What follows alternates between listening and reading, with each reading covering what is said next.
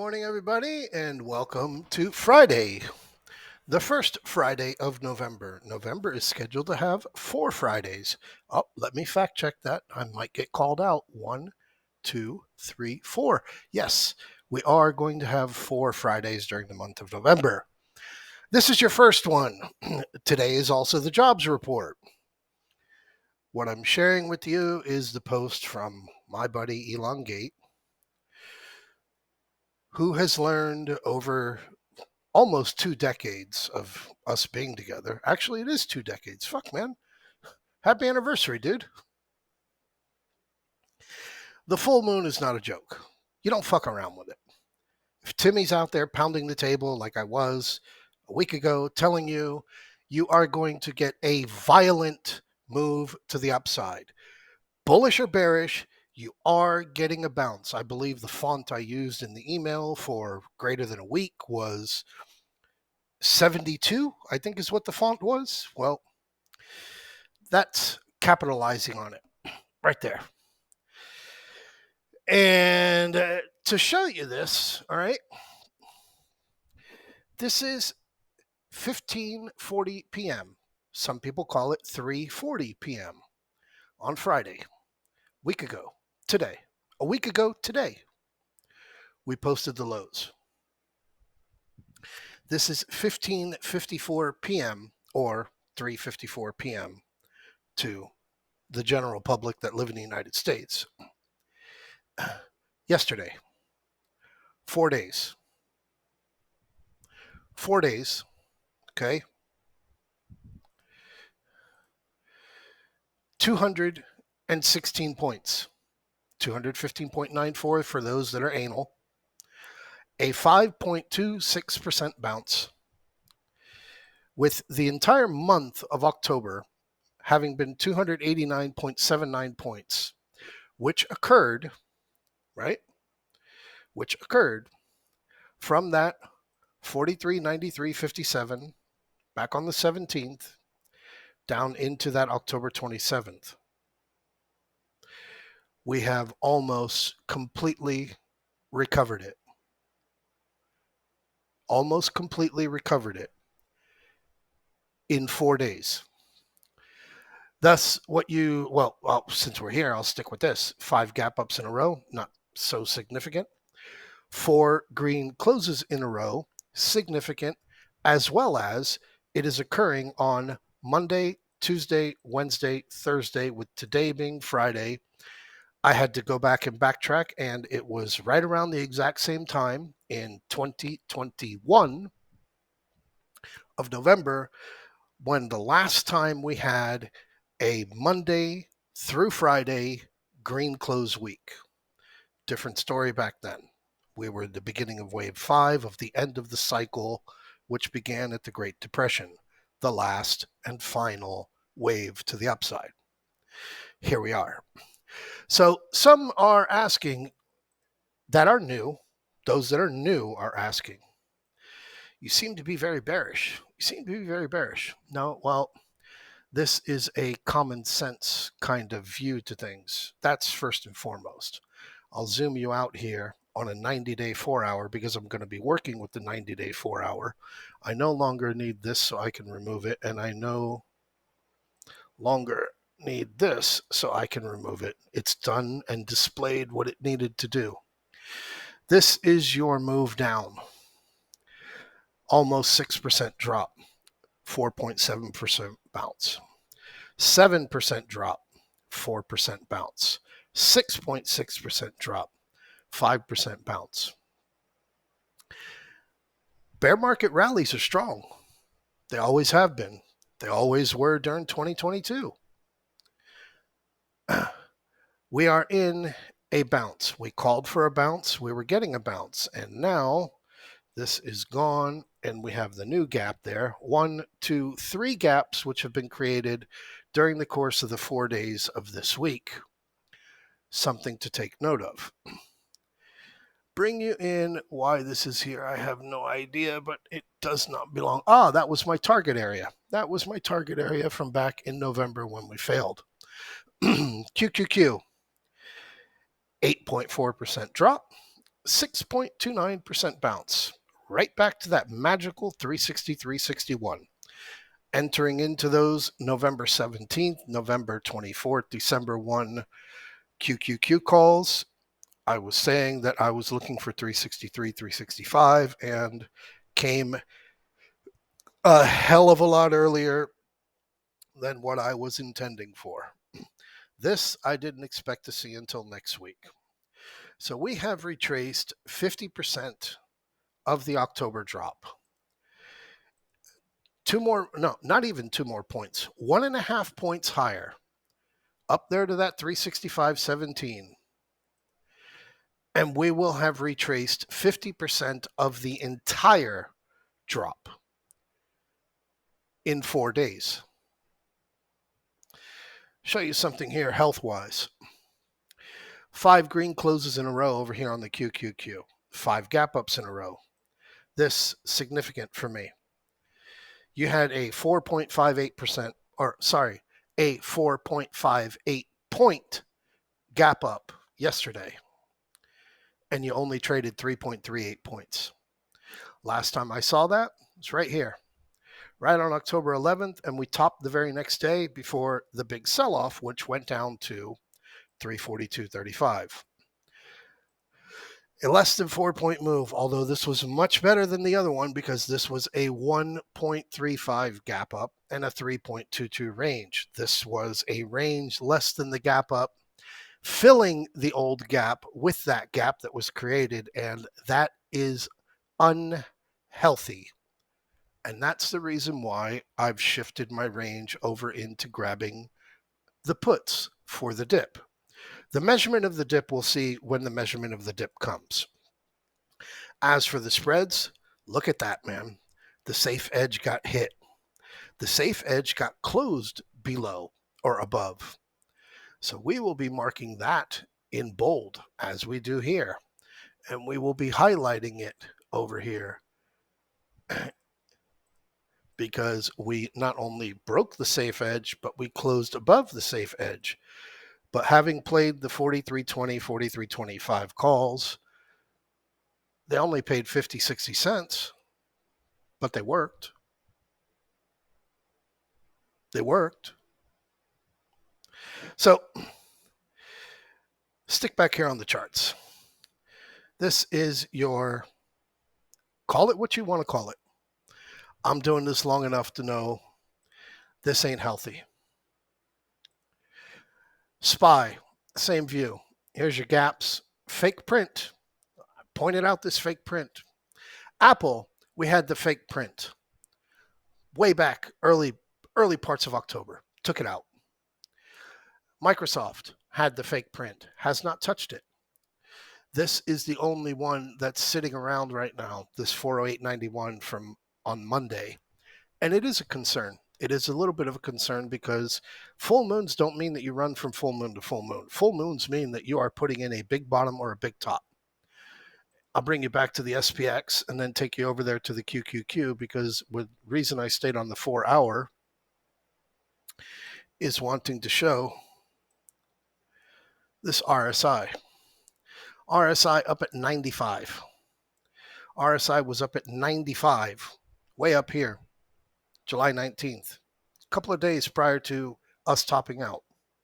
Sell divergence in place. What we are right now is overbought.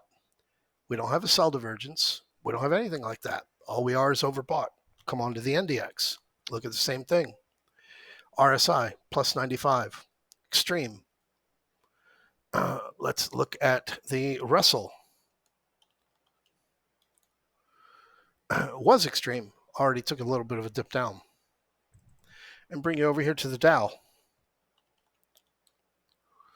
Again, same things. The exact same things. Now, what you see here is these are happening here on the 19th and we didn't top out until a couple of weeks later. So all I'm looking for is very similar to what we were looking at from before, is a dip. This channel, pretty distinct, came right up to the channel, right up to it, right up to the 50-day. Perfect ability to illustrate this because what my intentions were, and hopefully there aren't too many drawings. Well, there are, whatever. My intention, having broken down below that and come right down to this 4103, was that over the course of the month of November, we would be rallying up into that 50-day moving average right there, just shy below where our October lows were. And that would provide us with a better opportunity to look at an exhausted run up and be able to start looking at taking calls off and getting into some retracement puts. Well, we've already come up to it. So, yeah, that is the main reason why my shift has already been shifted over into that. And this is looking at the SPX daily. Here is your SPY daily. Same situation. You're getting there. You're not there, but you're getting there.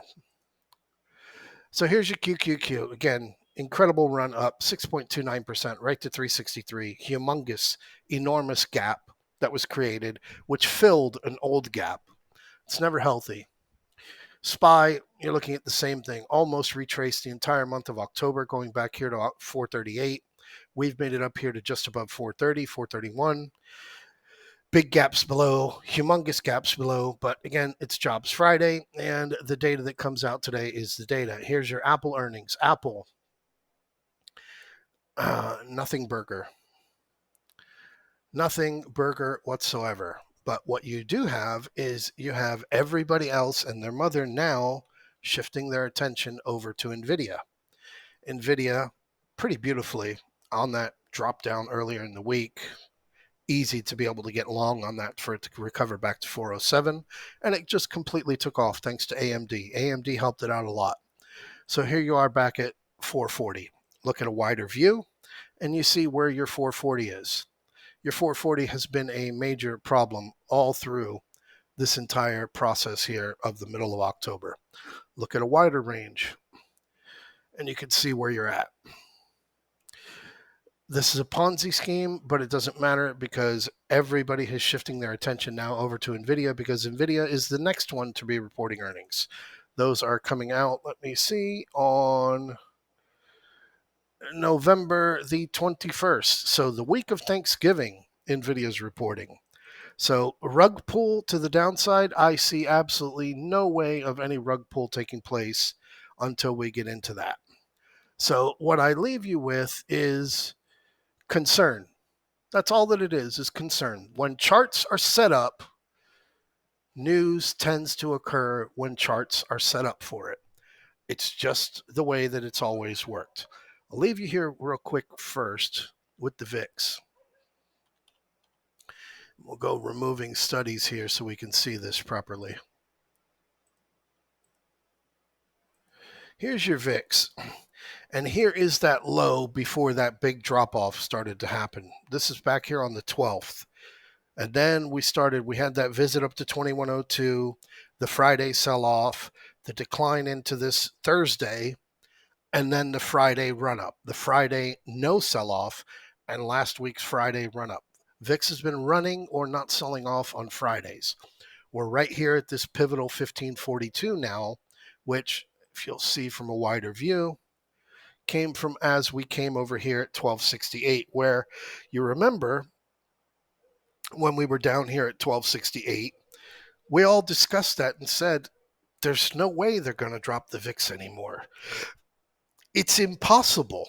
You're below 1339, and we shifted into puts over on the SPX, SPY, and QQQ, and you got paid. So here you are, as we are declining here, we're at 1542. So this is at a major, major breaking point. Somebody's going to win, somebody's going to lose. Come over here onto the week on the RTY. RTY, Russell 2000 futures, right back to the COVID high. Still red on the year.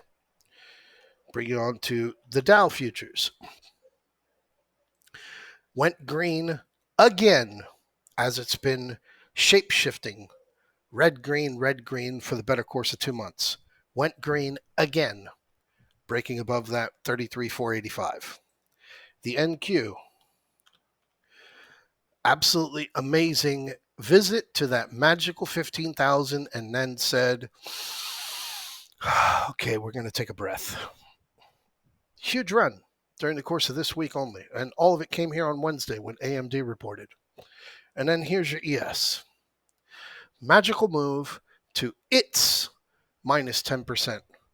Its big Fibonacci retracement over there, 43, 26, 47. Right over here to this 42.99. So a lot at stake. And when I say a lot at stake is, here's the deal. Hamas leader, and I'm not getting into fucking sides, okay? We're talking about global shit happening and how the stock market is set up for what could possibly be blamed.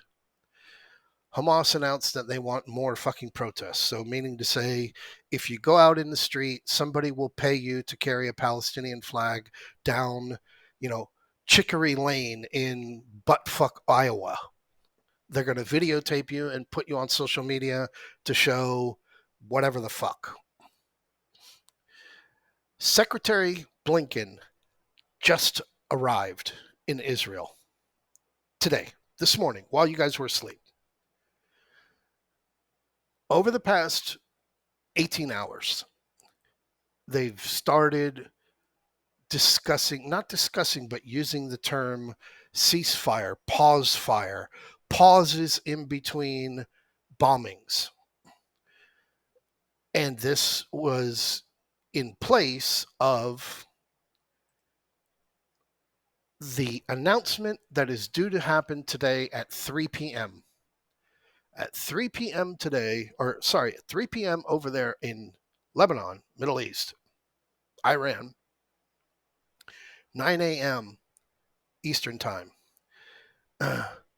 It's expected to be announced that Iran, Hezbollah, possibly other, when you talk about Syria, you're basically talking about Russia entering into this war and declaring war on Israel. Now, again, with Secretary Blinken having landed in Israel, they attack Israel, they attack the United States. Now you got a big, humongous clusterfuck. If they make all this big rhetoric of this humongous announcement that's going to come out today at 9 a.m., and they say, protest more, they're going to look like a bunch of fucking assholes. So there's a lot of shit on the cards, as well as the jobs report today. So whatever you do, don't get fucked up. Don't oversize yourself. Don't panic, because don't forget. Mufasa, you know we finally here, right? Well, It's Friday then, it's Saturday, Sunday, what? It's Friday then, it's Saturday, Sunday, what? It's Friday again, it's Saturday, Sunday. Hey! Hey!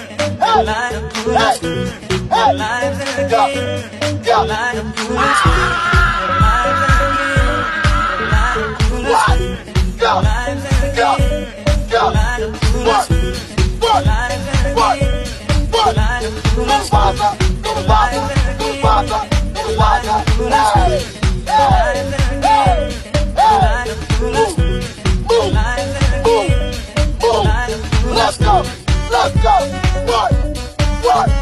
What?